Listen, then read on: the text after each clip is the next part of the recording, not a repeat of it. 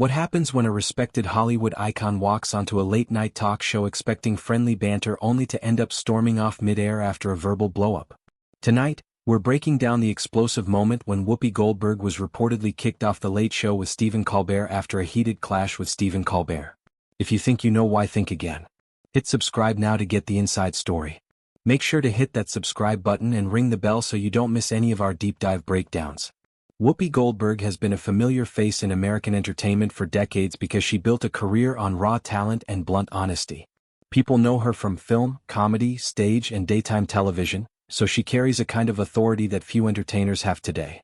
Viewers see her as someone who speaks her mind, because she rarely filters her reactions and she rarely backs down from difficult topics. That personality is part of her appeal, so anytime she appears on a talk show, audiences expect strong opinions and real emotion. The Late Show with Stephen Colbert usually offers a softer environment because Colbert mixes political humor with relaxed interviews and light conversations. Guests often settle into a comfortable rhythm because the show is known for warm energy and a friendly late-night atmosphere. Colbert welcomes big names every week, and even when topics get serious, the tone usually stays measured. The studio audience expects laughs, quick stories, and a smooth back and forth between the host and whoever sits across from him. Nothing about this setup suggested anything unusual. That is why Whoopi's appearance looked completely normal at first. She arrived as a respected veteran who had been interviewed hundreds of times before, so the booking felt routine. The show promoted her visit as a simple conversation about upcoming projects, personal reflections, and maybe a few political subjects that she regularly talks about on other platforms. Fans assumed she would deliver confident answers, a few sharp jokes, and some playful banter with Colbert because the two have crossed paths many times over the years. Nothing pointed to tension. Nothing hinted at conflict. It looked like a classic late-night moment that would fade into YouTube clips and social media highlights like every other celebrity interview. The stage was set for an easy, comfortable night. The host was prepared. The guest was comfortable. The audience expected a calm exchange. No one in the room had any idea that the interview was heading toward something far more confrontational, because everything up to that moment followed the typical late-night script. Whoopi arrived at the studio a few hours before the taping, and everything looked normal at first. She stepped out of the car with the calm confidence of someone who has lived on sets for most of her life. Assistants greeted her, the stage manager walked her toward the dressing rooms, and a few staff members nodded as she passed.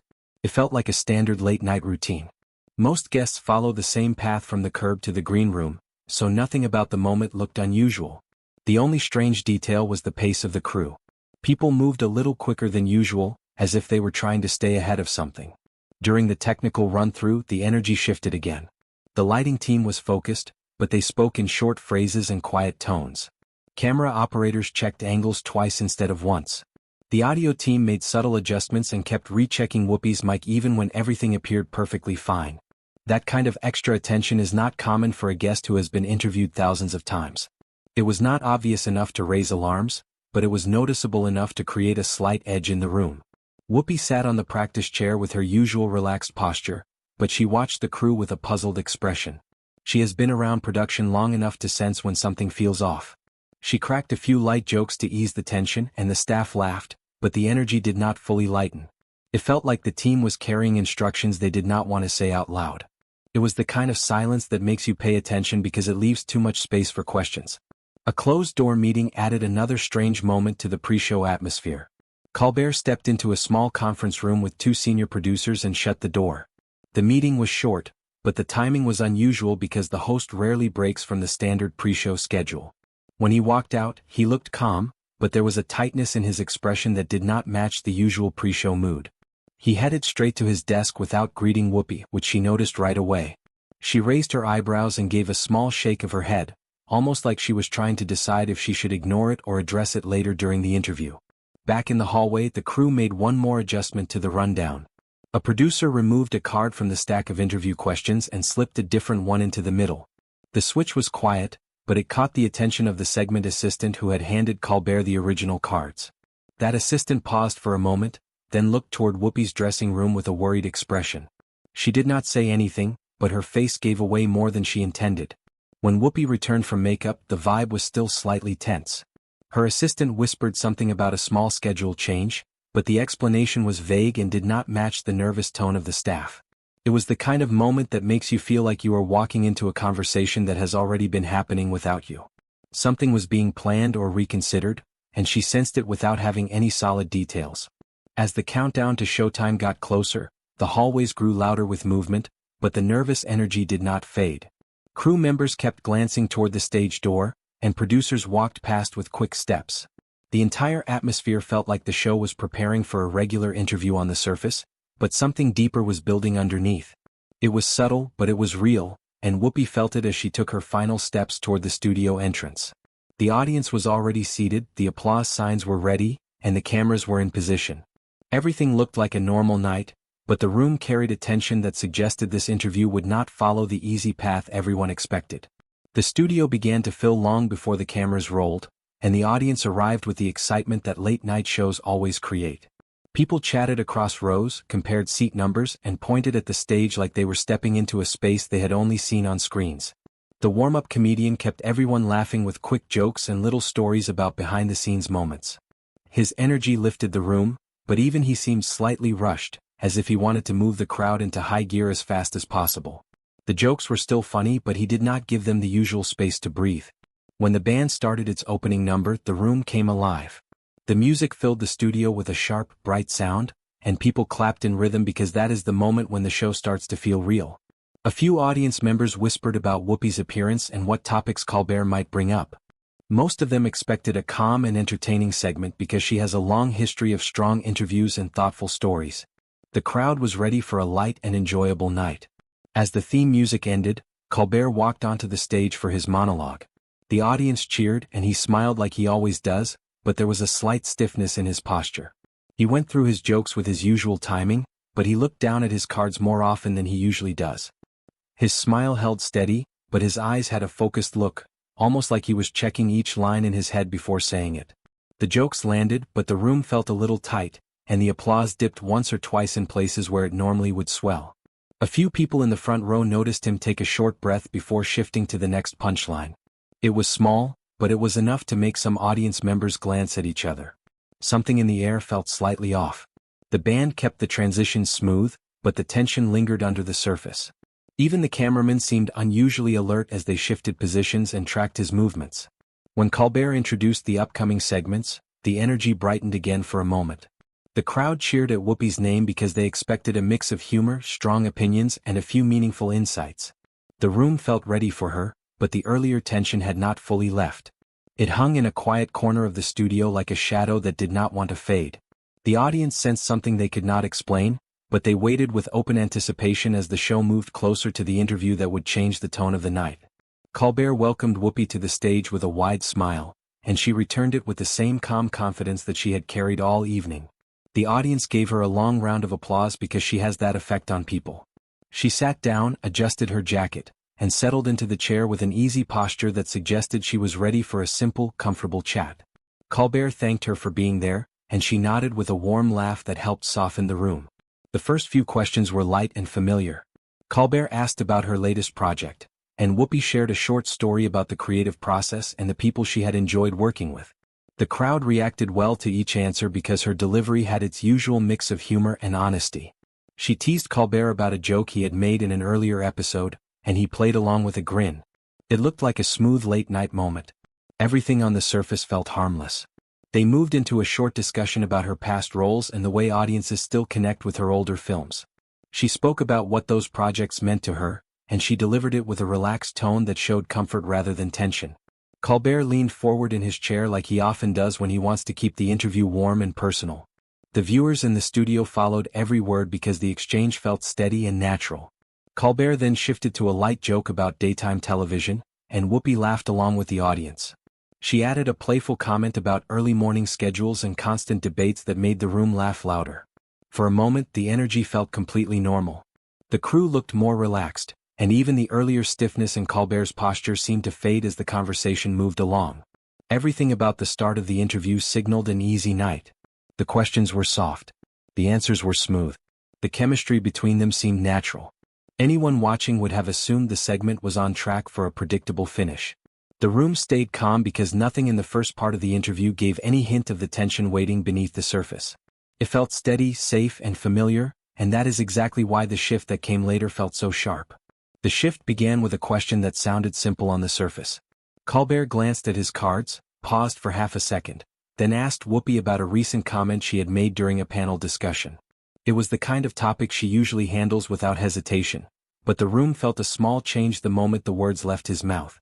Her smile faded just a little, and her posture straightened as if she was trying to decide how seriously she should take the question.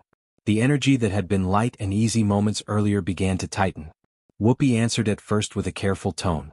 She chose her words slowly, and her voice carried a hint of tension that had not been there before. She was still composed, but the comfortable rhythm between her and Colbert slipped out of place. Colbert kept his expression neutral, yet his eyes narrowed in a way that suggested he knew he had touched a sensitive point. It did not look hostile, but it also did not look like the relaxed banter from earlier in the interview. The audience sensed the change right away. The usual small laughs and murmurs fell quiet, and the room grew still as people waited for her response. A few audience members leaned forward in their seats, not out of excitement, but out of curiosity mixed with caution. They could feel that the tone had shifted even if the exchange was still polite. The band members stopped fidgeting with their instruments and focused their eyes on the stage. They knew the signs because they see them up close every night. Whoopi continued speaking, but her voice carried a sharper edge. She sat slightly back in her chair and folded her hands in her lap. This move was subtle, yet it signaled that she felt the conversation was heading somewhere she had not prepared for. Her eyes stayed locked on Colbert, and her jaw tightened with each passing second.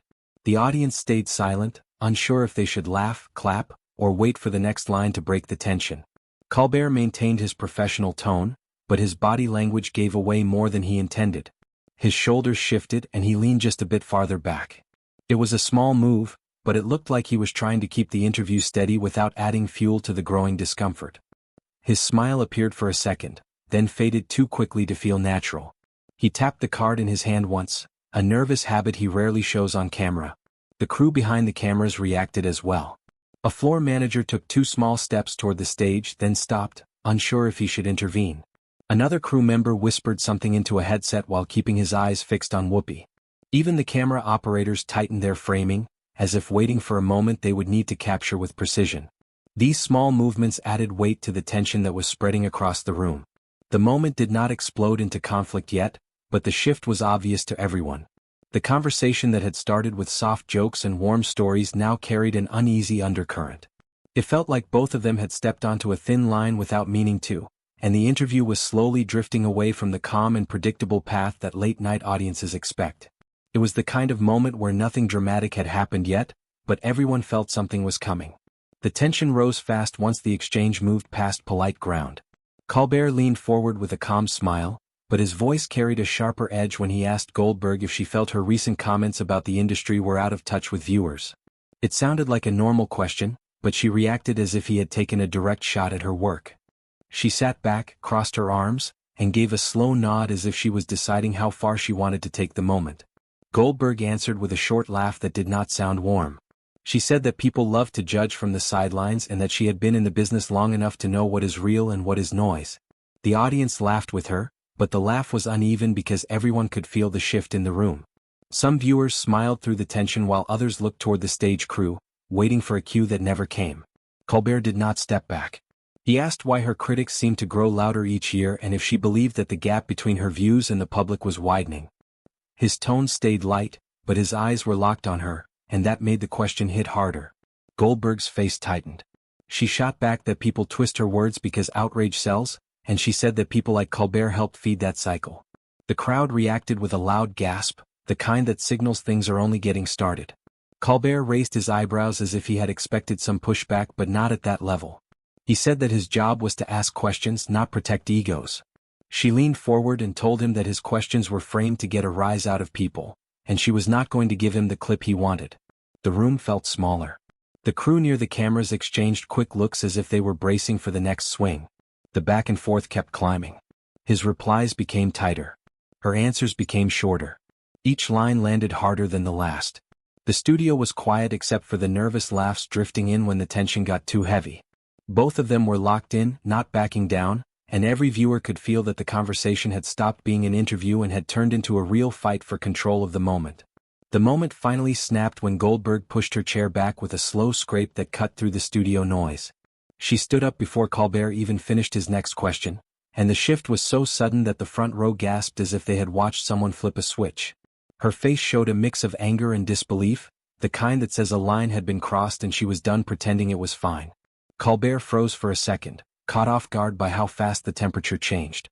He tried to steady the moment by saying they could finish the conversation if she wanted, but she shook her head and said the show was not worth the hit to her respect. Her voice stayed level, but everyone could hear the frustration under it. The audience reacted with scattered claps and confused whispers because no one knew if they were watching a bit or a real meltdown. The crew jumped into motion right away. One camera pulled in tight on Colbert while another tried to follow Goldberg as she walked toward the edge of the stage. You could hear the floor manager trying to keep the team calm, but the tension made every command sound sharper than usual. A few audience members leaned forward as if they expected someone to stop her, but she kept moving without looking back. Colbert tried to close the moment with a light comment, but the words fell flat because the room was already in chaos. Goldberg stepped off the stage, and the sound of her footsteps faded while the crowd sat in stunned silence. The camera struggled to decide where to land, so the shot wobbled for a moment before settling on Colbert's uneasy smile. It was clear that no one expected the interview to end like this, and the shock in the room made the air feel heavy and tight. That walkout became the breaking point.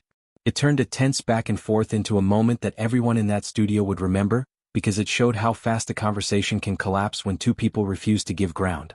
Colbert sat there for a moment with a tight smile that looked more like shock than confidence. The studio lights felt harsher because the room had gone almost silent. He tried to break the tension with a small joke about live television, but his voice wavered just enough for people to notice that he was thrown off. The audience gave a few polite laughs, but they died quickly because no one knew what the show was doing anymore. The announcer jumped in with a quick line to steady the moment, but even that sounded rushed. You could hear the producer talking loudly off to the side, trying to signal the cameras to switch angles. A wide shot hit the screen, then a sudden cut to Colbert's desk, then another cut that made the whole thing feel messy. It was clear that the crew was scrambling to figure out how to keep the show moving without pretending nothing had happened. Colbert straightened his cards and tried to shift into the next segment, but the energy in the room was gone. People in the audience kept looking toward the stage exit as if Goldberg might return, and that distraction made every beat feel uncomfortable. A few whispered to each other, unsure if the walkout was planned, but most stayed quiet because the mood had turned heavy and awkward. The show finally cut to an early commercial break. The transition was abrupt and the music felt out of place because it was too upbeat for what had just happened. As the cameras faded out, Colbert leaned back and rubbed his forehead, and the crew rushed in to reset everything for the next act. The fallout was immediate, and the live broadcast had no clean way to hide it. This clash between Goldberg and Colbert was more than just a heated moment on a late-night set. It highlighted the delicate balance of power in television interviews, where a guest with decades of experience meets a host whose role is to push boundaries without crossing lines.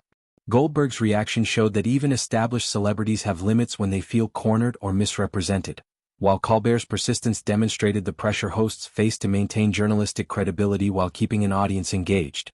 The situation also exposed the tension between public image and authenticity. Goldberg has spent years carefully crafting a persona that mixes humor, insight, and authority, but moments like this reveal how quickly that image can clash with a host's probing questions.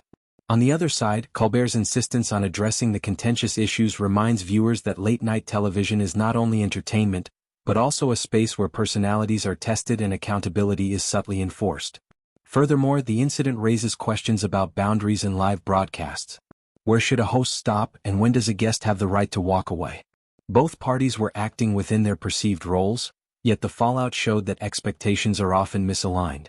The interaction ultimately reflects the high stakes of television today, where every gesture, word, and reaction is scrutinized by millions online, and one misstep can become a cultural flashpoint that defines careers for weeks or months afterward. Looking back at this explosive encounter, it is clear that the tension built gradually from small shifts in tone and subtle challenges, all the way to Goldberg's dramatic exit. The turning points were unmistakable: the question that veered off the scripted path, the defensive pushback, and the moment she finally walked off the set. Each of these moments revealed the fragile balance between celebrity image and a host's responsibility to ask tough questions. Now, the real question is what could have been done differently. Could Goldberg have handled the confrontation with more restraint, Or did Colbert push too far in the pursuit of accountability? Was this an unavoidable collision of strong personalities, or did both sides misread the boundaries of late-night television? These are the discussions that keep audiences talking long after the cameras stop rolling. We want to hear from you. Comment below and tell us who you think was in the right, and how this situation could have been managed better. Make sure to hit the subscribe button so you do not miss more behind-the-scenes stories like this one, and share your thoughts with friends who love the drama of live television.